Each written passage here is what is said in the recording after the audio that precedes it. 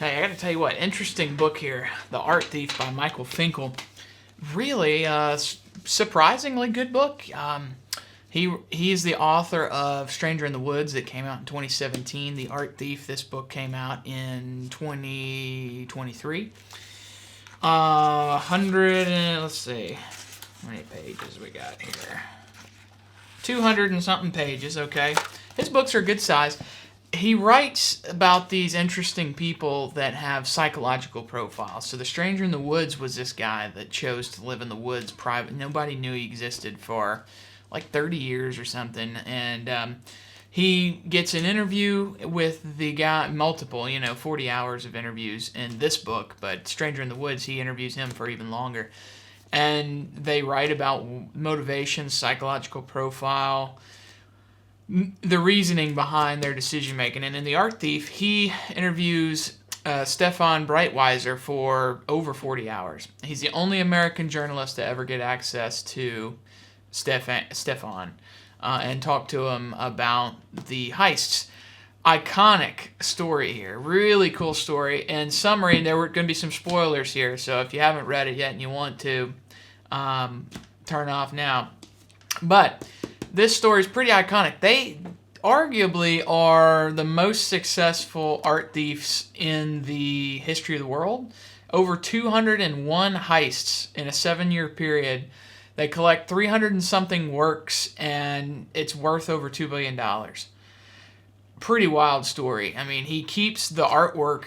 He lives upstairs in his mother's house with this girlfriend of his named Anne Catherine, and they house this $2 billion collection of work in the upstairs bedroom.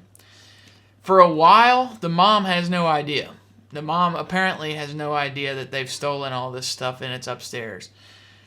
I don't know how that's possible, but we'll get into that. But so that's the way the story goes. He meets this girl, he falls in love, they fall in love, and they start doing these little small town heists. They go to museums that are sort of lesser known. They slip them in a bag. She's the lookout, and they sneak out. He was a security guard after high school, so he sort of had an idea of the weak spots in museums. And, of course, he stays away from the big ones that have all the surveillance and everything. He just kind of goes for things that are out in the country, small museums that get donation items and stuff like that. But then it gets bigger and bigger and bigger as he gets better, and it turns into this big thing. And they just go, like Bonnie and Clyde for like 7 years. And the book is sort of about the story, but it's also sort of, so it goes, their whole, what they stole, what happened to the works, how he gets caught. Spoiler, he gets caught and arrested. Doesn't serve a whole lot of time because a lot of the countries don't extradite to prosecute him, and so he doesn't do what he really should have done in prison. But talks more so about the love relationship, the motivations. They have psychological reports in this book that indicate he stole. There's a debate why he stole. Was it for the money? Some people believe it's just for the money, for the ego. He had a father issue. His father had a vast collection of works and then walked out and left the family and took all the work with him. So he's got this I'm going to be better than you complex maybe that they sort of explore, which is why he wants to outdo his father's collection. And then you've got the third, which they argue is the Stendhal effect. I think that's right, Stendhal effect. Let's see. Yeah, Stendhal effect. That they suggest that he loved the artwork. He was on a scale of where people get pleasure from seeing a sunset. Some people enjoy it more than others, and it becomes an obsession where you have to have the works in your possession because of this Stendhal effect that compels you to. You have to have it, almost like a kleptomaniac sort of thing. So they explore that, and 5 of the psychologists that interview him determine that that's the case. So the book kind of talks about that aspect and kind of debates whether or not that's the full truth. I took away sort of, if I were to make the assumption, I didn't interview him and all that, but I think he's sort of a manipulator to these people and these these psychologists. He's like a cat and mouse, so he's not telling them the complete truth. It looks to me like it's probably driven by the father. That's pretty powerful. That cuts through people. When somebody walks out on your family and and then he does the exact same thing to try to outdo, I think that maybe plays a bigger part than he would admit in these psychological interviews. So who knows? But the fact that Michael Finkel takes us through that is pretty interesting, and I thought was a cool aspect of the story. So not only do you get the story of their relationship and them stealing these works, but you get the psychological breakdown of the motivations too, which is kind of neat. Now, I enjoyed The Stranger in the Woods better than I enjoyed this book.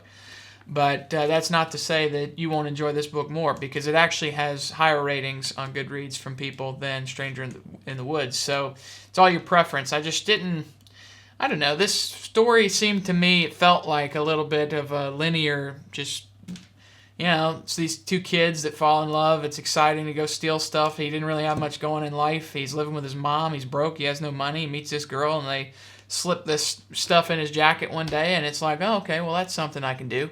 And just starts doing it, and you got the whole deal with the dad, and because I kind of made my assumption early on, his motivation, I think for me it took away a little bit of what was to come in the book, because it was just sort of going to be just more indicators that my assumptions were right. You could kind of predict the endings, sort of, is what I'm saying.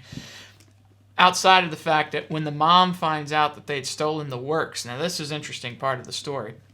She goes and destroys this $2 billion collection of work. She shreds paintings. She throws some of these things in the canal, and they get destroyed.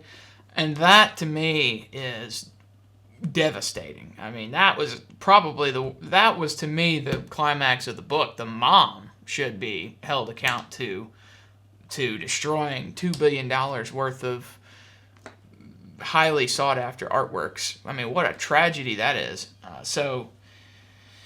And if I remember right, it's been a while since I read this, she doesn't face any, I don't think they get her on anything. I don't think she serves any kind of prison sentence. Maybe wrong, but it doesn't seem like the mom gets any sort of, I don't think they can prove that that's what happened. I don't know. It's been a while. Maybe way off, so forgive me. But he steals primarily in France, Switzerland, Germany, Belgium, those areas, and then he ultimately gets caught when he gets, ego. He thinks he can do things. He gets louder and bigger, unless he gets more sloppy, and he gets arrested in Switzerland, and the girlfriend had already been suspected of being involved, and so the police get her to start cooperating, and she cooperates and kind of gives him goods, and he gets arrested. And but when they show up to raid the house, the entire bedroom is just wiped clean. The mom had gotten involved and destroyed all the evidence to protect the son, which fascinates me. That part of the story, did she know the entire time? Did she not? The fact that she willingly destroyed all of this indicates to me she probably knew, didn't care. And so maybe to me there's a underwritten financial aspect to this that Stefan doesn't want to admit in his interviews. He wants to be this big high in the pie. I'm a collector of art, and I love the works more than anybody else. Kind of, very like a class thing more than it is a theft or I don't like the word thief. I'm not a thief. I'm a protector of the work, I don't know. I think it's a bunch of garbage just to fill in adrenaline. I was lost in life and had an anger towards my dad kind of complex. But that's just my opinion. Anyway, The Art Thief, True Story of Love, Crime, and a Dangerous Obsession by Michael Finkel. It is sort of a fun little ride, quick little read. You'll read it in a couple of days, and you'll learn about works in Europe, and you'll learn about thieving in small museums, and you get sort of a good little story here. All right, Art Thief by Michael Finkel.